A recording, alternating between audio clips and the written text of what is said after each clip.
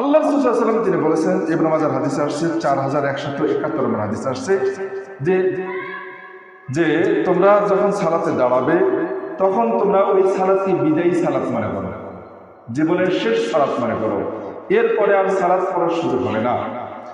তো এই যে জীবনের শেষ সালাত, এই সালাতটি যদি শেষ সালাত কেউ যদি আমরা মনে করি, তাহলে ওই সালাতের প্রতি আমাদেরকে মনোনিবেশ আসবে না, অন্তরের মধ্যে ভয় আসবে না। আল্লাহ আসাটা আবশ্যক।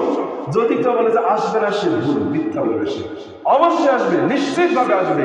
যদি কেউ নিশ্চিতভাবে জানে যে আমি এখনই মারা যাবো, মৃত্যু আমার এখন একটু পরে মৃত্যু হবে, এই সালাতে শেষ সালাত, তাহলে সে অবশ্যই অন্তরের মধ্যে আল্লাহর বলে আরো সর্বোচ্চ তাওহীদ প্রতিষ্ঠা করার মাধ্যমে, আল্লাহর একমাত্র আল্লাহর বলে ভয়ভীতি সঞ্চার সৃষ্টি করার মাধ্যমে আল্লাহকে ডাকবে, সালাত আদায় করবে।